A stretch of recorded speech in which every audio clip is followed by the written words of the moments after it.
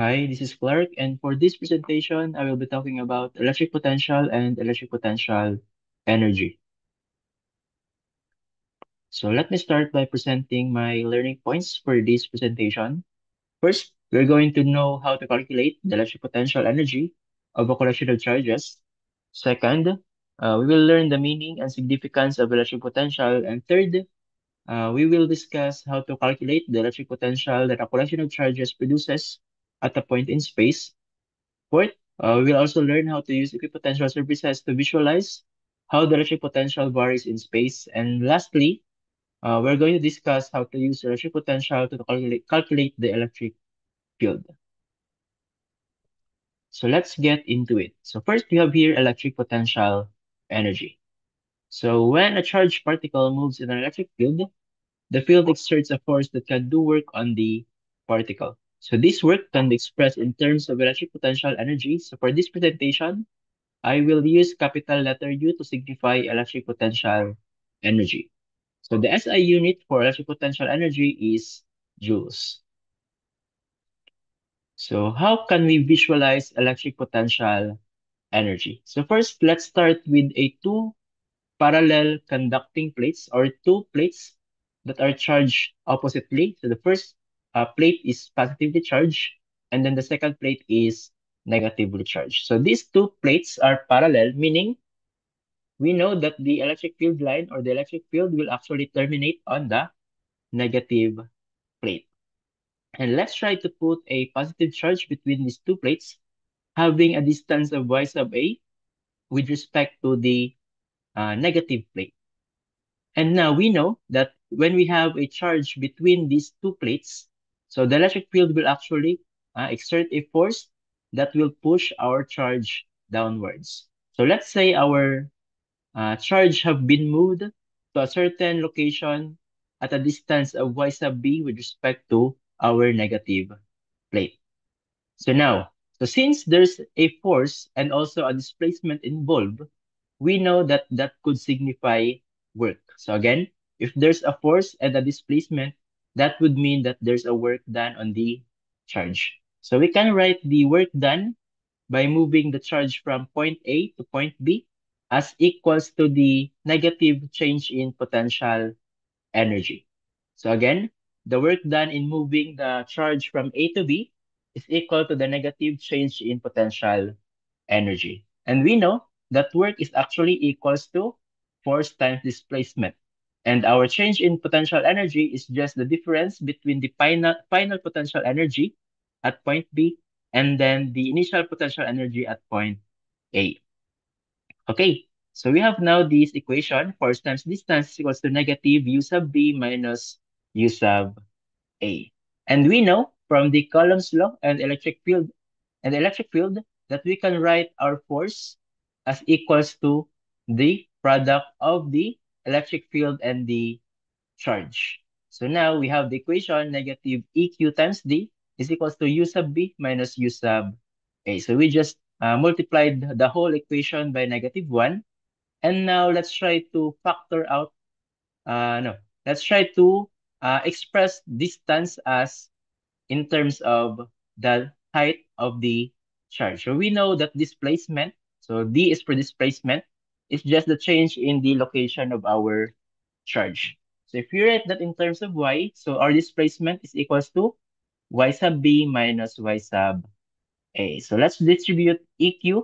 So we get this expression, negative EQ Y sub B is equals to positive EQ Y sub A is equal to U sub B minus U sub A. So by inspection, we can actually see that our negative U sub A, that would mean it's equal to positive EQ Y sub A, and our U sub B, or the potential energy at B, is equal to the negative of EQ Y sub B. So giving us these expressions.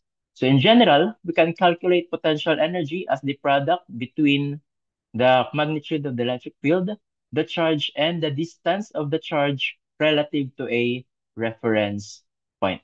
So in this particular scenario, we choose the negative plate as our reference point since our electric field line terminates at the negative plate. So in this expression, so RU again signifies the electric potential energy in joules, E electric field in Newton per coulomb or volt per meter, and charge in coulomb, and Y is the distance from a reference point. So we can actually compare electric potential energy with gravitational potential energy. So both of these types of potential energy are actually reliant on its position or its location relative to a reference point. So if you could still remember, the magnitude of our gravitational potential energy increases with height relative to a certain reference point. So that's similar with our electric potential energy, in which if the distance of our charge increases relative to a reference point, so the potential energy also increases. And on the other hand, when we move a charge nearer to the reference point, so we would lose potential energy, meaning our potential energy will decrease. So let's try to look at this electric potential energy in a uniform field. So we have here a positive charge, let's call that Q sub O, moving in the direction of E. So if we have a positive charge moving in the direction of E, so our field does positive work on the charge and our U decreases, or our potential energy decreases. And when we have a positive charge moving opposite to the electric field, so the field does actually does negative work on the charge and our potential energy increases. And when we have a negative charge moving in the direction of E, the field uh, exerts a negative work on the charge and our potential energy increases. And for a negative charge moving opposite to E, so the field does positive work on the charge and U decreases. If you could have observed, regardless whether the charge is positive or negative, when the potential energy decreases, the field actually is doing a positive work. And when the electric potential energy increases, the field is actually doing a negative work on the charge. Okay, so let's try to answer a sample problem. So a uniform electric field of magnitude 800 volt per meter points to the right between two parallel plates separated by a distance of 10 centimeters. Calculate the work done by moving a 2 microcoulomb charge between the plates initially located 2 centimeter to the right of the positive plate to a point 2 centimeter to the left of the negative plate. So let's try to illustrate this situation. So we were given with an electric field equal to 800 volt per meter direction towards the right. So if we have a electric field directing towards the right, produced between two parallel plates, so we know that the electric field is always terminating on the negative plate. So since our electric field is directed to the right, we can say that our negative plate is on the right side of the positive plate. Okay, so let's now try to analyze what was given. So the distance between the two plates is 10 centimeters. And then we are asked to calculate the work done by moving a charge. So initially, 2 centimeter to the right of the positive plate. So we have here, from the right, this is 2 centimeters, or that is 0.02 meters, up to a place in which it is 2 centimeters to the left of the negative plate. So this motion here. So from point A to point B. So we are now tasked to calculate the work done by moving the charge from point A to B. And we can use that using our formula as given earlier. So again, the work done by moving the charge from A to B, so that's equal to the change in potential energy, equivalent to negative U sub B minus U sub A. So in replacing U sub B and U sub A as expressions in terms of EQ and Y. So we have here the work is equals to negative EQ Y sub B minus EQ Y sub A. So in this case, it would be much more helpful if we use X instead of y, since the motion is on the x-axis. Okay, so let's try to substitute the given. So we have there factoring the electric field and the charge. So we have work is equals to negative 800 times 2, times 2 times 10 to the power negative 6 times 0.02 minus 0.08. So evaluating this expression would give us a work equivalent to 9.6 times 10 to the power of negative 5 joules. So we can say that the work here is positive because the charge is moving along with the field, meaning the direction of the motion is the same as the direction of the electric field. So that's how you calculate the work done by moving a charge through a uniform electric field. Now let's talk about electric potential energy of 2-point charges. So if you have 2 points, so let's say you have charge Q and charge QO. So relative to point charge QO. So if we have charge Q here, so this charge Q would actually create a surrounding electric field, and that electric field would actually cause or generate force towards our charge QO at a direction away from charge Q. So since they are both positive, and moving this charge QO initially at point A towards a certain point along the straight line, let's say point B. So that the work done by moving the charge QO from A to B, that's equal to the integral of the force times the radial displacement. So replacing our force using the expression provided by Coulomb's law, so we can say that the work done by moving the charge from A to B, so that's equal to the integral of Q times QO over 4 pi epsilon naught r squared dr.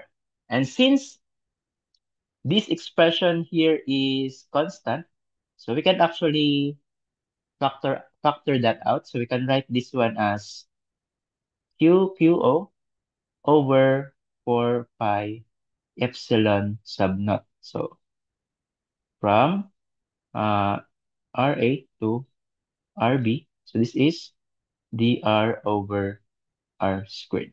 And we know that the integral of dr over r squared, so that's equal to negative 1 over r. So integrating dr over r squared from Ra to Rb, that would give us the change in potential energy equals to Q times Qo over 4 pi EO times 1 over Ra minus 1 over Rb. Okay? So let's rewrite the change in potential energy as U sub B and U sub A. So from this expression, we can actually say that uh, the potential energy, so if you can see here, the negative U sub B is equal to the negative of Q times QO over 4 pi EO RB. Meaning, we can say that the general formula for our potential energy between 2 points is given by this expression. So U is equals to Q times QO over 4 pi EO times R. So take note, potential energy can only be positive only when the charges have the same sign. So meaning you can only generate positive potential energy if you have two positive charges or two negative charges. So let's try to answer practice problem 23.2. So we have here a point charge Q1 is held stationary at the origin. A second charge Q2 is placed at a point A and the electric potential energy of the pair of charges is positive 5.4 times 10 to the power of negative 8 joules. When the second charge is moved to point B, the electric force on the charge does negative 1.9 times 10 to the power of negative 8 joules of work. What is the electric potential energy of the pair of charges when the second charge is at point B? So basically, the question is asking for the work done in moving charge Q2 from point A to point B. Okay? So again, The problem is asking for the work done by moving charge Q2 from point A to point B. So the electric field here is actually being generated by Q1. Okay, so the electric field is generated by Q1. So now let's write our given.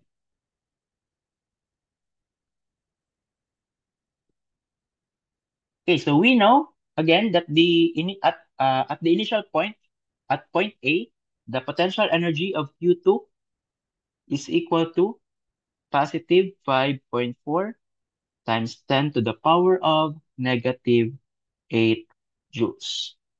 And at and when charge Q was being moved to point B, so there was actually a work done by moving the charge from A to B equivalent to negative 1.9 times 10 to the power of negative 8 joules. So we are tasked again to calculate the potential energy of the uh, charge 2 at point B. Okay, so to solve that, so let's use the formula as given earlier.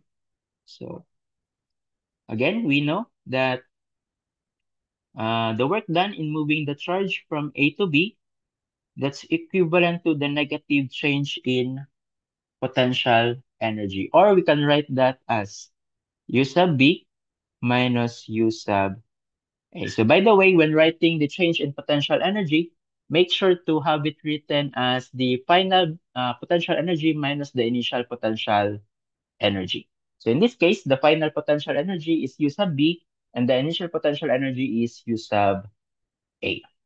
So let's substitute the given values. So for the work, we have negative 1.9 times 10 to the power of negative 8. And then we have U sub B, negative U sub B, plus our potential energy at A. So you have 5.4 times 10 to the power of negative 8 joules.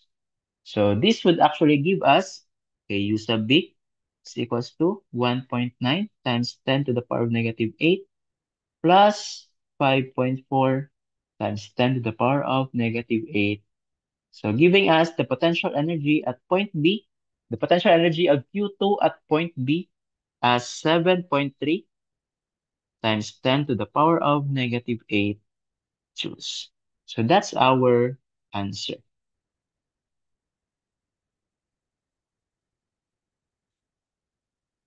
Okay, so that's how you calculate the work done in moving a charge from a certain point to a particular point. Now, let's talk about electric potential energy with several point charges. So basically, if you have a collection of charges and you want to measure the potential energy uh, being stored or being generated by by another charge, so you just have to add all those potential energy. So basically, in our diagram here, so to get the total potential energy at point A, so that's equal to the potential energy here. So let's label that U sub 1. So that's the interaction between these two by the QO and Q1. And then the potential energy by the interaction of uh, QO and Q2. So let's label this at U2. And the potential energy interaction of Q sub O and Q3. So let's label that as U3. Basically, our total potential energy at point A is equal to U1 plus U2 plus U3. Or we can write that as this expression. Okay? So we have there potential energy is equal to Q over 4 pi EO times Q1 over R1 plus Q2 over R2. So 4, that's for n number of charges. So let's try to answer practice problem 23.47. So a point charge Q1 equals to 4.05 nanocoulomb is placed at the origin, and a second point charge Q2 negative 2.95 nanocoulomb is placed on the x-axis at x equals to 21 centimeter. A third point charge Q3 is equals to 2.05 nanocoulomb is to be placed on the x-axis between Q1 and Q3, Q1 and Q2. So first question, what is the potential energy of the system of the three charges if Q3 is placed at x equals to 11 centimeter? And second question, where should Q3 be placed to make the potential energy of the system equal to 0? So if we're going to illustrate our problem here, so we have three charges. So arrange just like this. So our charge Q1, so placed at the origin, so 0, 0. And then we have charge 2 placed at x equals to 21 centimeters along the x-axis. So that's our charge 2. And then between Q1 and Q2, we have charge 3. Okay, so again, so let's answer the first question. So solving for the potential energy of the system of the three charges if Q3 is placed at x equals to 11 centimeters. The coordinates now of our Q3 is 0.11, comma 0. So again, to solve for the total potential energy of the system, so we need to consider all of the interactions within the system. So looking at the diagram here, so we have three interactions. So we have a potential energy by, we have here Q1 and Q2. So the potential energy between these two, so, sorry. So again, we have the potential energy between Q1 and Q2. So let's label that as U12. And then we also have the potential energy of the between Q1 and Q3. So let's label that as U13. And lastly, the potential energy between Q3 and Q2. So let's label that as U23. So to get the total potential energy, you just not need to add U12, U13, and U2. Okay. So going back, so again, total potential energy is equals to U12 plus U13 plus U23. Okay. So let's solve for the potential energy. So we can actually write this one. Okay. Going back, so we have 1 over 4 pi EO times Q1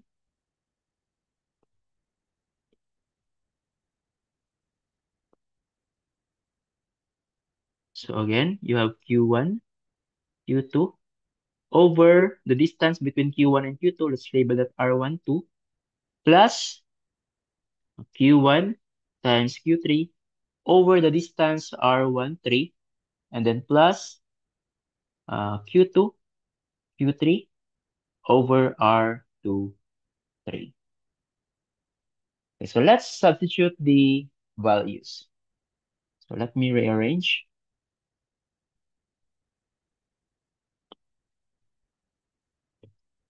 Okay, so we have U is equals to, so 1 over 4 pi epsilon naught. So again, epsilon naught, that's equivalent to 8.8542 times 10 to the power of negative 12. Okay, so times our Q1. So our Q1 is 4.05 times 10 to negative 9 multiplied by our Q2, which is negative 2.95 times 10 to the power of negative 9. All over the distance between Q1 and Q2. So since they are all lying on the x-axis, so we can get the distance by subtracting their x coordinates. So we have here for Q1 and Q2, the distance is 0.21 minus 0, so that is 0.21. Okay? Plus, so we have here Q1 and Q3. So again, Q1 is 4.05 times 10 to the power of negative 9. And we have Q3 as 2.05 times 10 to the power of negative 9. All over the distance between Q1 and Q3. So that's 0.11 minus 0. So we have 0.11. And next for our Q2 and Q3. So Q2, that's equal to negative 2.95 times 10 to negative 9 times our Q3, which is, sorry, this is our Q2. And then for Q3, that is 2.05 times 10 to the power of negative 9. Okay, all over the distance between Q2 and Q3. So that's 0.21 minus 0.11, giving us the distance of 0.10. Okay, so next, let's simplify. So we have potential energy is equals to, so multiplying 1 over 4 pi e sub naught with each of the terms inside the parentheses, so this will give us negative 5.1133 times 10 to the power of negative 7.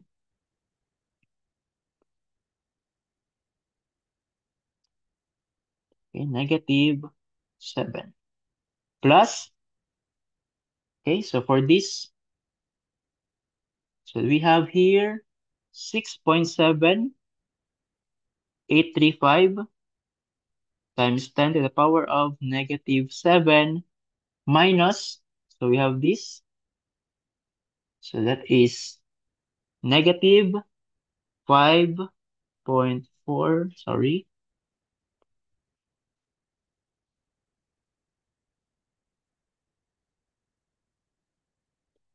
so negative 5.4352 times 10 to the power of negative 7.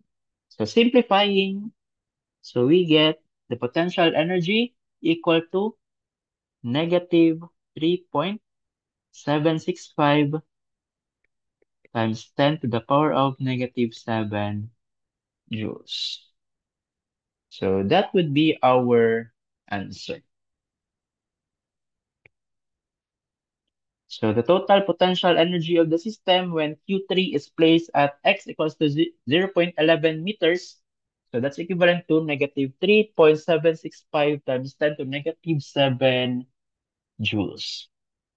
Now let's answer letter B. So we need to get the position of Q3 to make the potential energy 0. So to solve the uh, location X, excuse.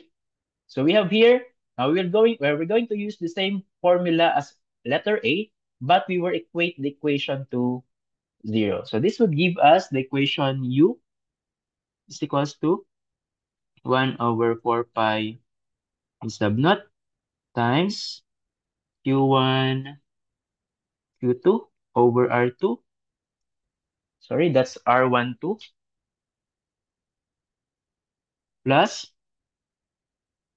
Q1, Q3 over R13 plus Q2, Q3 over R23. This is equal to 0. Okay? And looking at our equation, so we can actually multiply both sides of the equation with 4 pi e sub naught. So this will make this 1 over 4 pi e sub naught here equal to 1. So that will be cancelled out. Okay? And also, looking at the given, so we are given nanocolumns. So all of the charges are in nanocolumns. So multiplying two values with prefix of nanocolumns, so it would give you a multiplier of 1 times 10 to the power of negative 18. So instead of writing the nanocolumns later on, so we can multiply this with 1 over 1 times 10 to the power of negative 18. So instead of writing 4.05 nanocoulomb, we can actually just write 4.05. So the same with 2.05 and negative 2.95. Okay, so let's substitute the given. So for Q1, so that is 4.05 times our Q2, negative 2.95. All over the distance between Q1 and Q2, that is 0.21. Okay, plus Q1 and Q3. So our Q1 is 4.05 and our Q3 is 2.05. So the distance between Q3 and Q1, that is x minus 0, so we can write that as x. Okay? Plus Q2 and Q3. So Q2, that is negative 2.95 times Q3, which is 2.05, all over the distance between Q2 and Q3. So that is 0.21 minus x. So 0.21 minus x equal to 0. Okay, so let's simplify for it to make it easier for our calculator.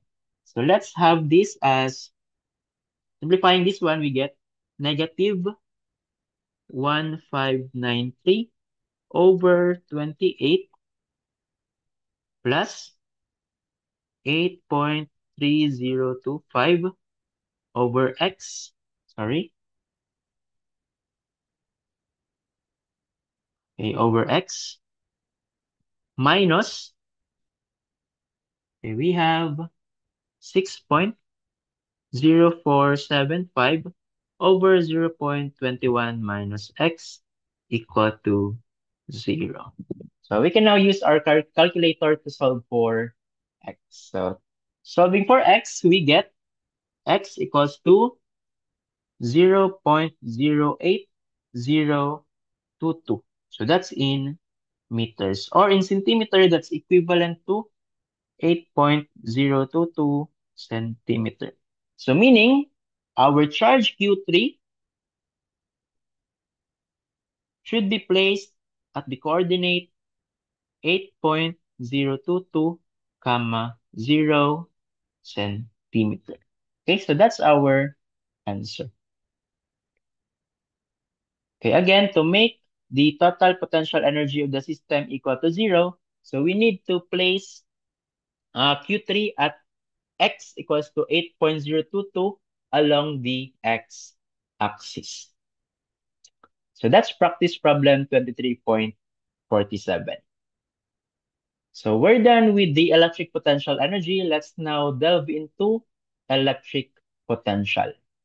So electric potential, or simply potential, is just the potential energy per unit charge. So again, potential or electric potential is just the electric potential energy over per unit charge. So we define the potential V at any point in an electric field as the potential energy U per unit charge associated with the test charge Q sub O at that point. So just to remind everyone, so our potential energy is denoted as capital letter U, whereas for this presentation, our electric potential will be signified by the capital letter V.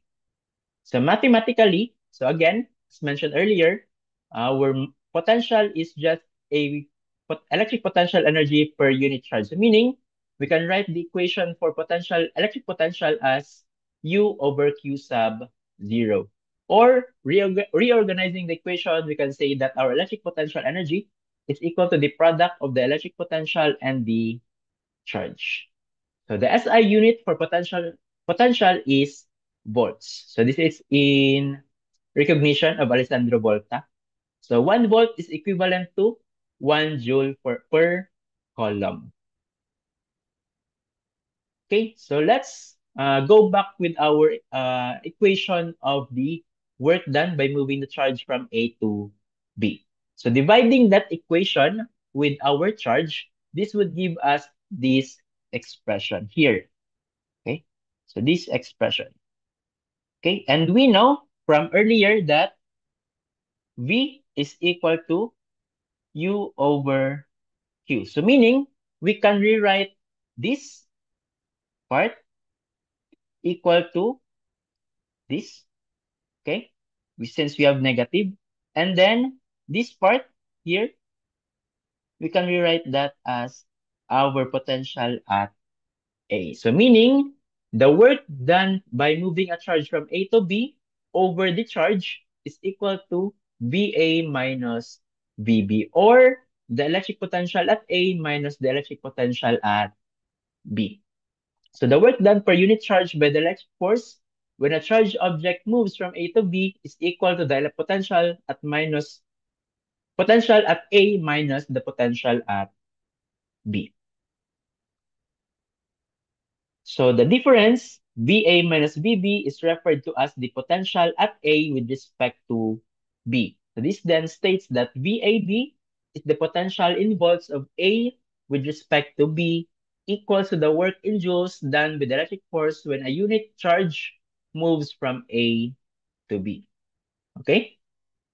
So going back to our equation earlier of the potential as potential energy per unit charge. So we can rewrite potential energy as Q times QO over 4 pi EO times R. So we can cancel out Q sub 0, giving us this expression for our potential. So potential could be equal to a charge over the 4 pi epsilon naught times R. Okay, where V is again in the potential in volts, Q is the charge in coulombs, and R is the distance between the charge and where the potential is being measured.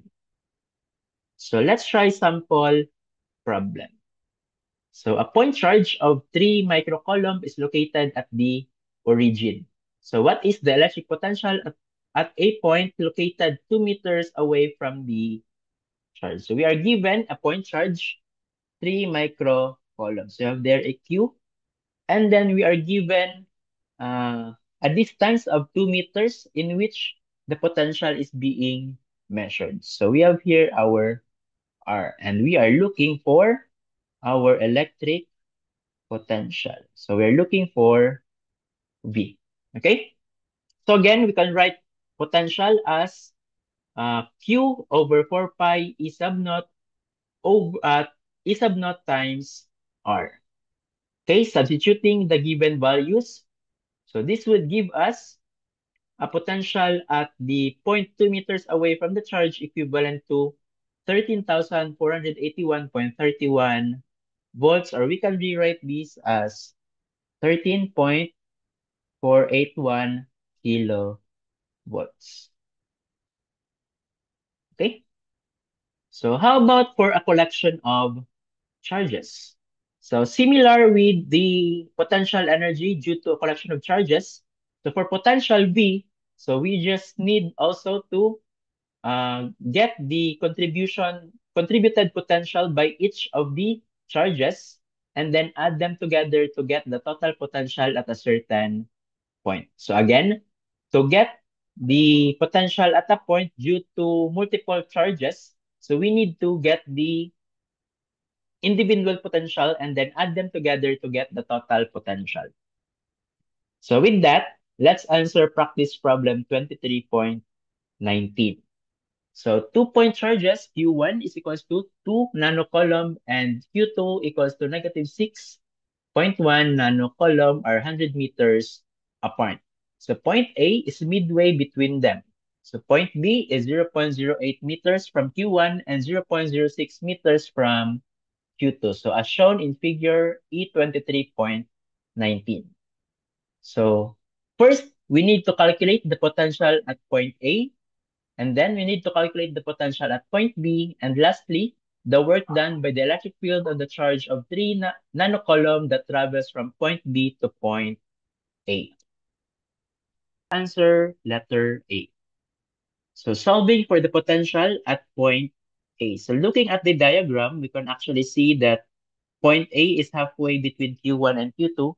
And since Q1 and Q2 are spaced by 0.1 meters, I can say that the distance between Q1 is between Q1 and A as 0.05 and Q2 and A as also 0.05. So again, to get the total potential at point A, so we need to get the potential caused by Q1. So let's label this as B1, and then the potential caused by Q2, which we will label as V2. And to get the total potential at point A, so we have V that's equal to V1 plus V2. So that is equal to So we have 1 over 4 pi E sub naught times Q1 over R1 plus Q2 over R2. So if you're going to multiply the constant with the each terms, that would give you V1 and V2.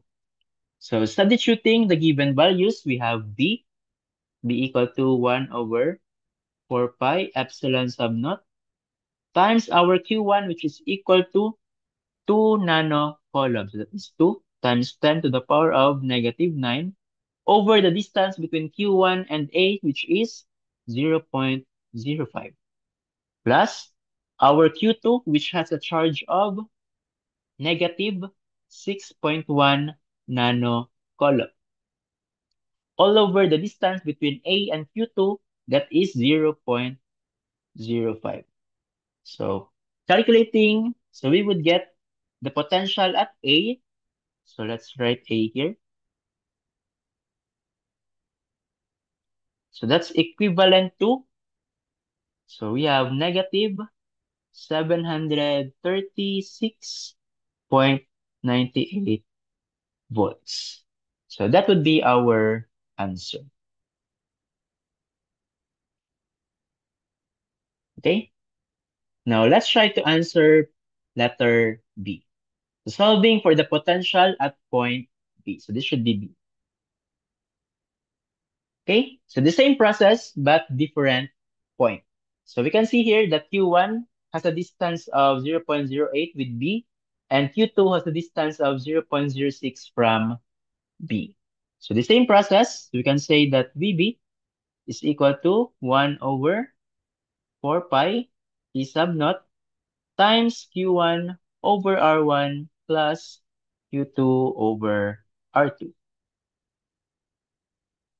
So VB, that's equivalent to 1 over 4 pi E sub naught times Q1, which is 2 nanocoulomb, all over the distance, that is 0.08, plus our Q2, negative 6.1 nanocoulomb, all over the distance 0.06. So that's equal to a negative 689.04 volts.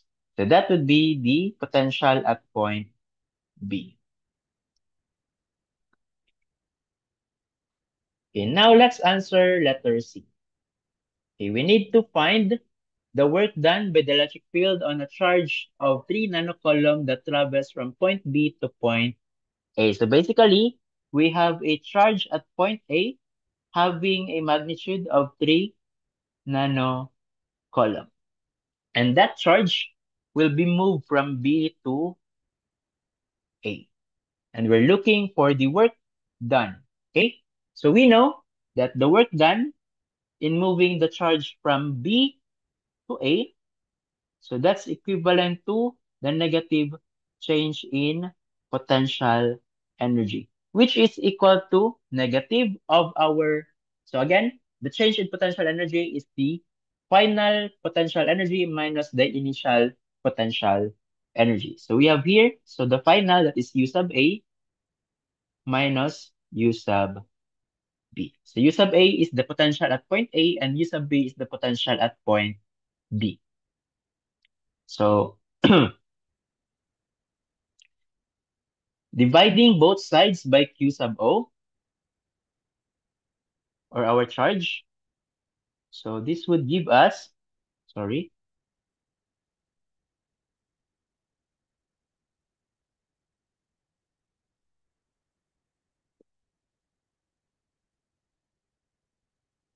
so this would give us the expression work from B to A over Q is equal to,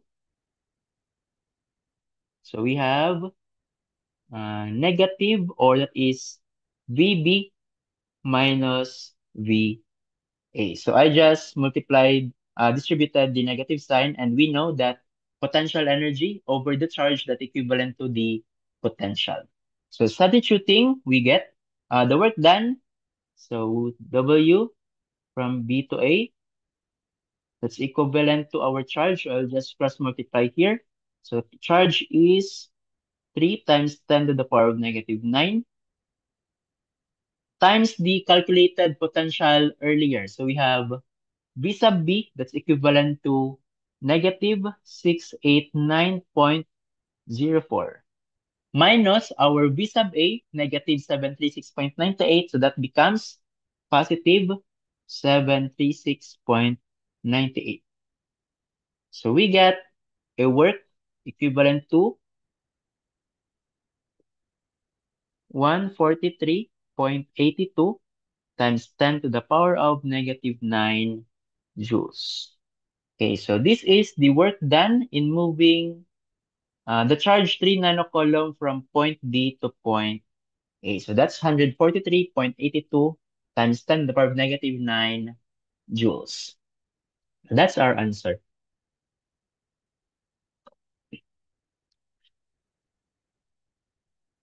So when we have a continuous distribution of charge along a line over a charge or through a volume, we divide the charge into elements dq and the sum of each potential becomes an integral. So basically, we can write that as potential equivalent equals to the constant times the integral of the differential charge over R.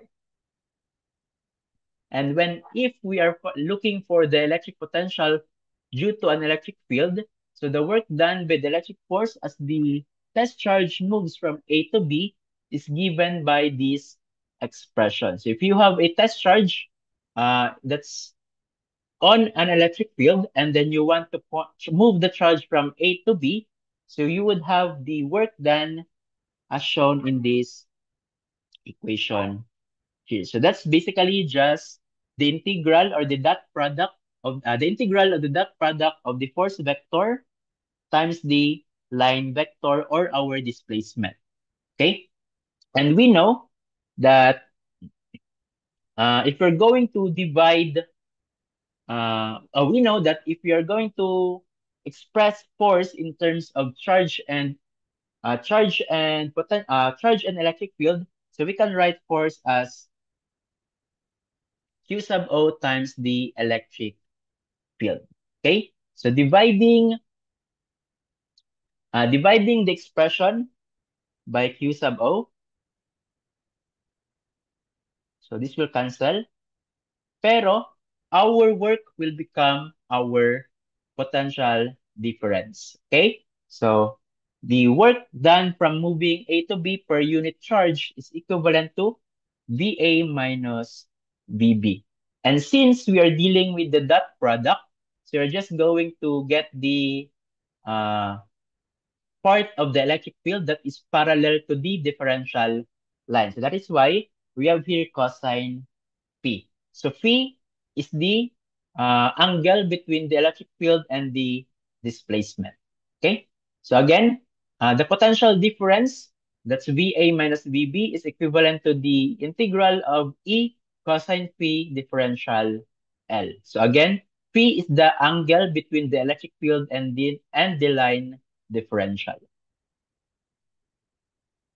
So electric potential in oppositely charged parallel plates. So the potential Vy at coordinate y is the potential energy per unit charge. So we know this from earlier equations. Okay, so the potential decreases as we move in the direction of E from the upper to the lower plate. So at point A, where y equals to d and Vy is equals to Va, so we can say that Va minus Vb equals to Ed. Or our electric field is equals to the potential difference over the distance between the plates. So this will be very useful on our later topics when we are going to deal with capacitors. Okay? So let's have a sample problem. So two large oppositely charged parallel plates are separated by a distance of 5 centimeters. The left plate is at potential of 120 volts and the right plate is 0.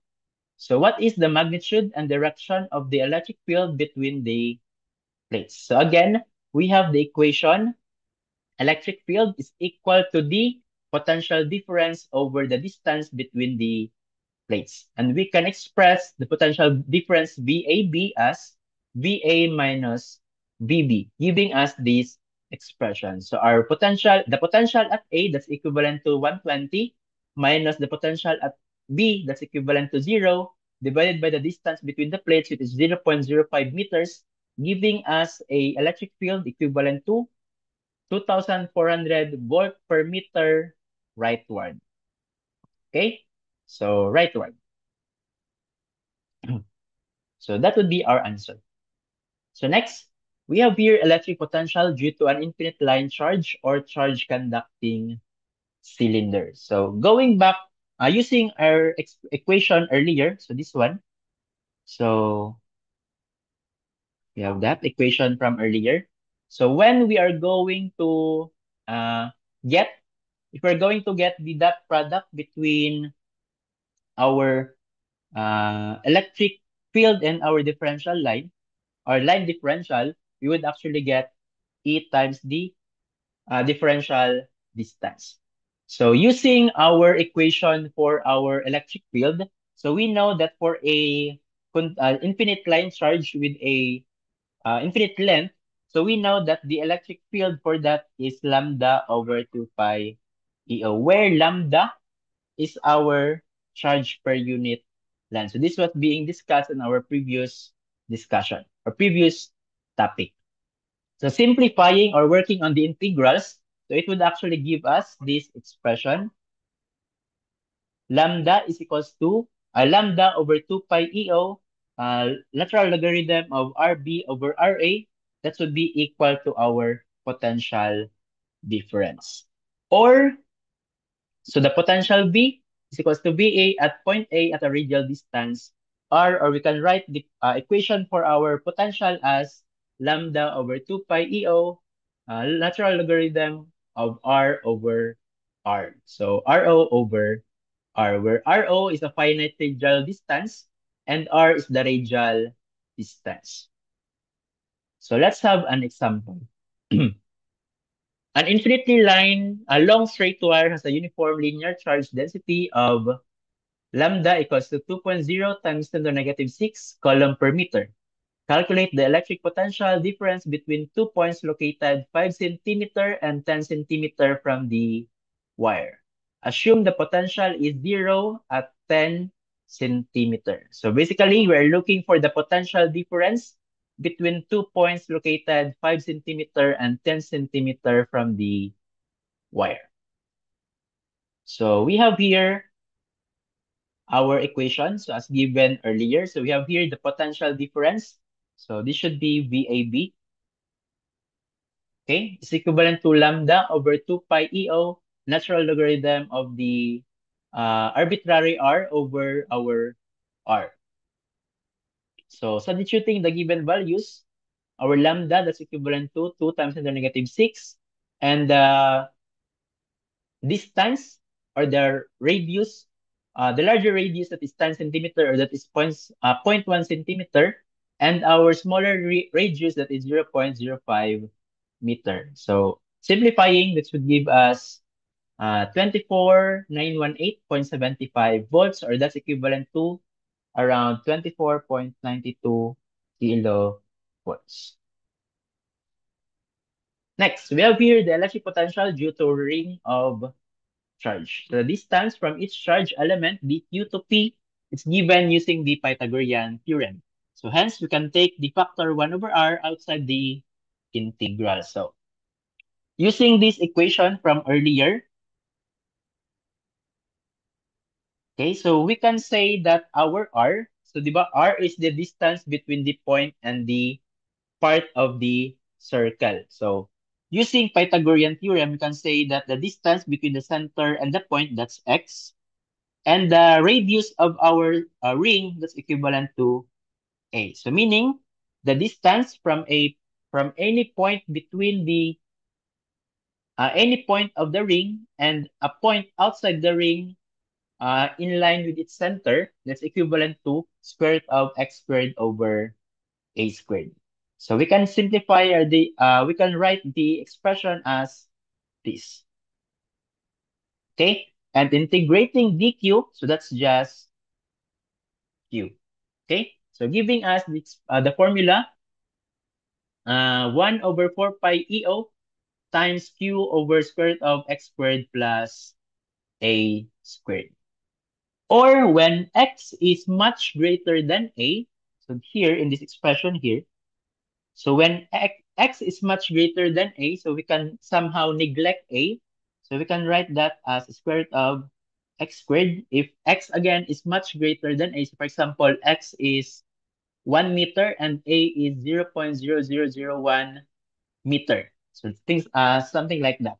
We can write square root of x squared as just x. So we can simplify our equation as b equals to q over 4 pi e sub epsilon naught times x. So x is the distance between the point and the center of the ring. So this can be used when we are measuring a potential at a point uh, on the same axis as the center of the ring. So let's have this sample problem. So a thin ring of radius r equals to 0.10 meters carries a uniform charge of q 6.0 microcoulomb distributed along its circumference. What is the electric potential at a point along the central axis of the ring at a distance x equals to 0.15 meters from the center of the ring? Okay, using the formula, so we have here, so in our illustration earlier, so we have here, instead of writing r, so in our equation, that's actually a. Okay, so again, a in let's show the solution formula. So in our formula here, again, this a represents the radius of the ring, and then we are also given with the charge, so that's q, and then we are also given the distance between the point in which we are going to measure the potential, that's equal to 0.15 meters. So again, 0.15 meters from the center of the ring. So we have this value here. Okay, so that's our x. So we can now substitute and find the answer. So our answer, that's 299,123.39 volts, or we can write that as 299.12 kilovolts. Okay, next. So we have here electric potential of a line of charge. The length of charge dq corresponding to an element length dy on the rod is dq equals to q over 2a dy. So the distance from dq to p is expressed using Pythagorean theorem.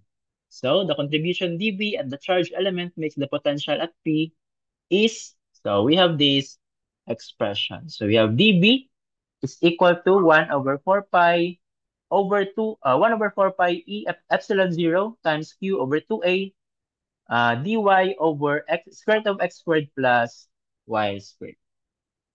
Sorry, so this should be, so that's a typographical error.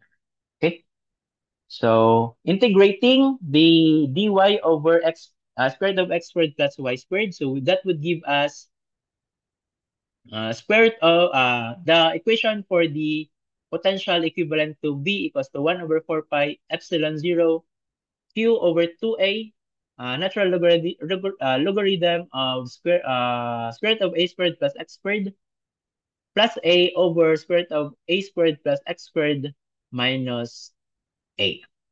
So by the way, so you might be wondering why why our y becomes a here. So if you're going to look at our rad here, so our rad actually has a length along the y-axis equivalent to a. So that is why we substituted y with a.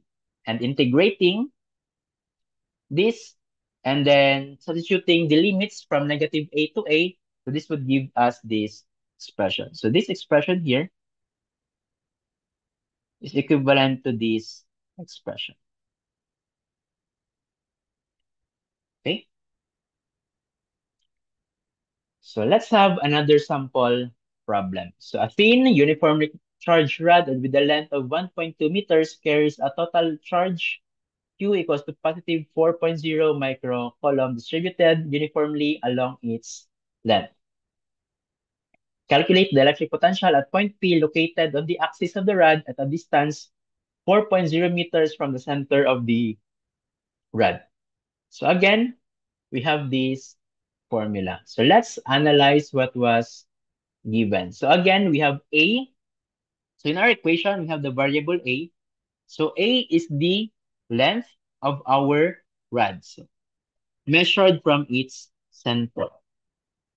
So if our rod has a length of 1.2 meters, so we can actually say that halfway, so this is 0.6 and then 0.6. So meaning our A is equal to 0.6. Okay. How about X?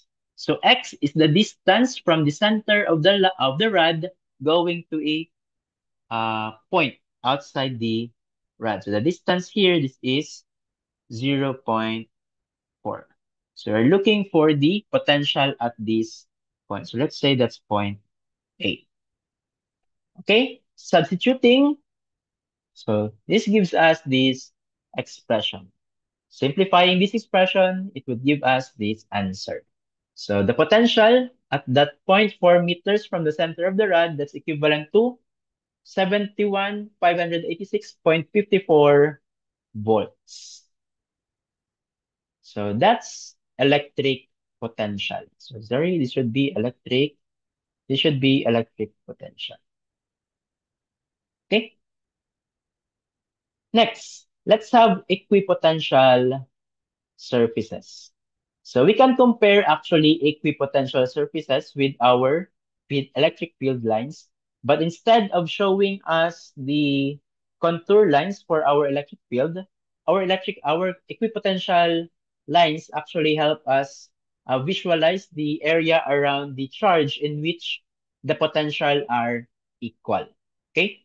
So field lines help us to visualize electric fields. So in a similar way, the potential at various points in an electric field can be represented graphically by equipotential surfaces. So we can compare this one with the contour lines on a map. Diba? If we're going to look at a map having contour lines or elevation lines, so those part of the map with the same color refers to locations with similar height relative to the ground. So in this case, for the equipotential surfaces, so all of those lines on the equipotential surface have actually equal potential. So field lines and equipotential surfaces are always mutually perpendicular. All points along an equipotential surfaces have equal potential, and thus the work done in moving a charge from point A to B is equal to 0. Again, since the potential at 2 points on a equipotential surface are equal, so if you're going to move a charge from this on the same surface from point A to point B, so you're actually not doing any work. So we have here the cross sections of equipotential surfaces. So the blue lines represents the equipotential surfaces, and the red lines represents our electric field lines. So if you're going to look at here, so let's try to zoom in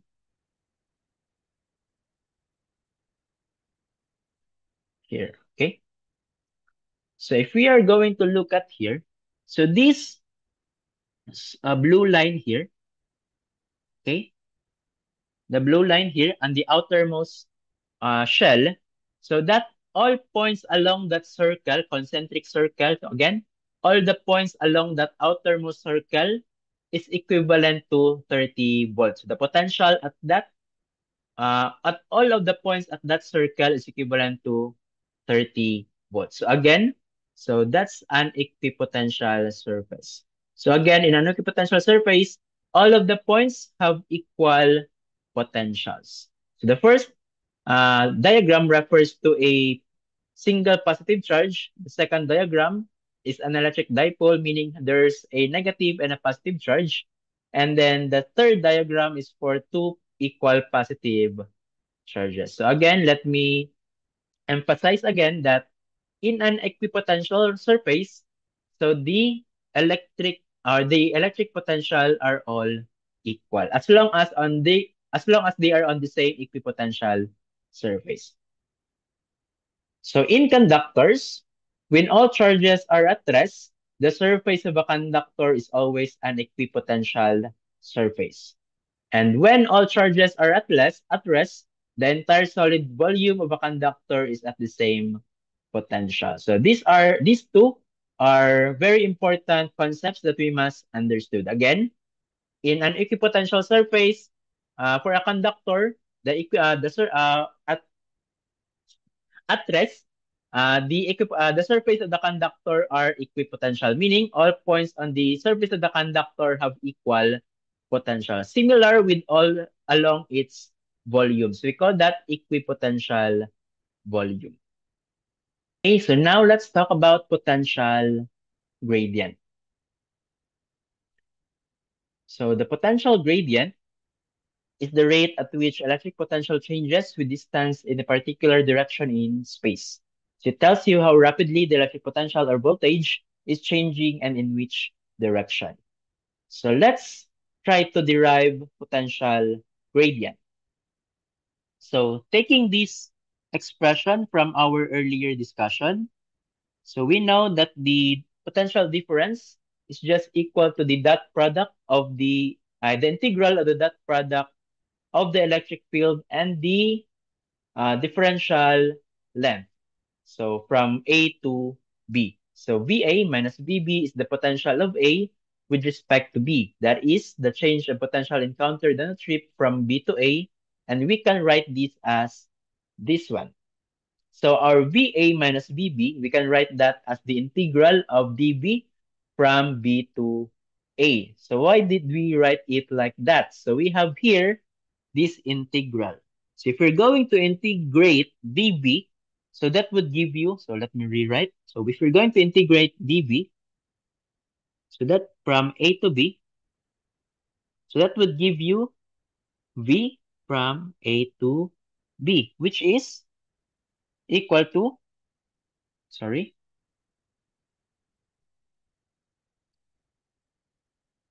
our upper limit, which is VB minus VA. Okay? And if we're going to multiply that with a negative sign, we just need to flip our limit. So instead having a lower limit of B, so we have a lower limit of A. And instead of having a upper limit of A, we have now an upper limit equal to B. And equating this one, the negative integral of dB from A to B, this would equal to the that product of our E and differential L from A to B. And now, since we have both the integral sign from on our left and right side of the equation, so we can cancel this integral sign. So giving us this expression here. So we have the negative dB equals to the dot product of E and differential L. And we know if we have a vector E, so we can actually write our electric field as the sum of its components. So we have here the x component of our electric field times the unit vector I hat. And then we have the EY times the J hat unit vector and the Z component, which is EZ times our unit vector K. Same case with our differential length. So our differential length has its component x, y, and z. And if we are going to conduct or perform that product, diba? Let's try the dot product between EXI hat and our differential length. If we're going to conduct a dot product for these two, so that would result to EX dx. And if you're going to do that product between these two, that would actually result to 0 because I and j unit vectors are perpendicular. So if you're going to do a dot product between those two, that will result to 0. So the same case with I hat and k hat. So that's also 0. So performing the dot product for x, y, and z, So it would give us this expression. Okay, so using that expression, so when the displacement is parallel to one axis, x, y, or z, we can say that the displacement of the other two axes is constant. So taking the partial derivative with respect to the parallel axis gives us these expressions. So we can write the component of electric field Ex as the negative of the partial differential of our uh, voltage with respect to x, and our EZ can be written as the negative partial differential of our partial derivative of our voltage with respect to z, and our EY can be written as the partial derivative of V with respect to y. And writing this into a vector form for our E, we have this expression. And by the way, the operator, this operator here, so let me write the operator. So the operator, differential with respect to x plus our differential respect to y plus differential with respect to z. So that's actually equivalent to our gradient. Okay, so that is I hat, we have j hat, and we have k hat. Okay, so simplifying, we can write our vector E as the negative gradient of V. Again, vector E is the negative gradient of vector V. So if you're given a scalar electric potential function, you can find the full electric field vector by taking the gradient. So again, if you are given a scalar electric potential function, that's V in terms of x, y, and z, you can find the full electric field vector by taking the gradient. So in other terms, by the way, in other terms, gradient is synonymous to partial derivative. Okay? Again, gradient is just the partial derivative. Okay?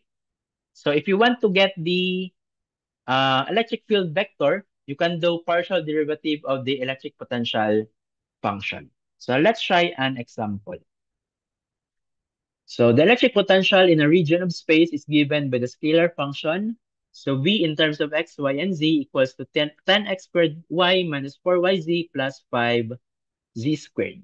So find the expression for the electric field vector and compute the electric field at point negative 12 and negative at point 1 comma 2 comma negative 1. Okay, so let's start with by answering A. So find the expression for the electric field vector.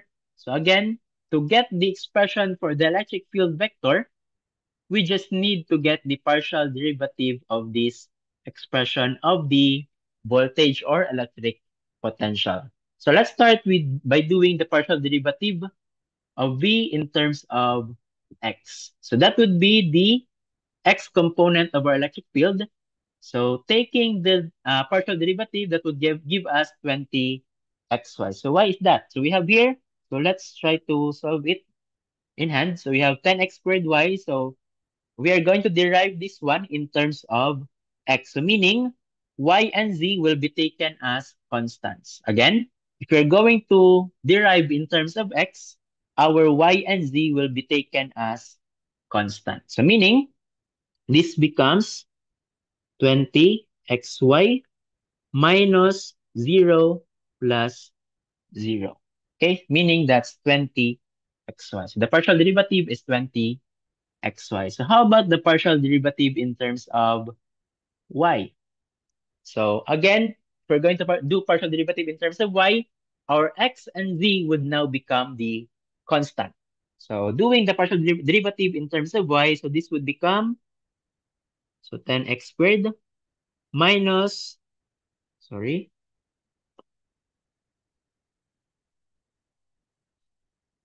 okay, minus 4z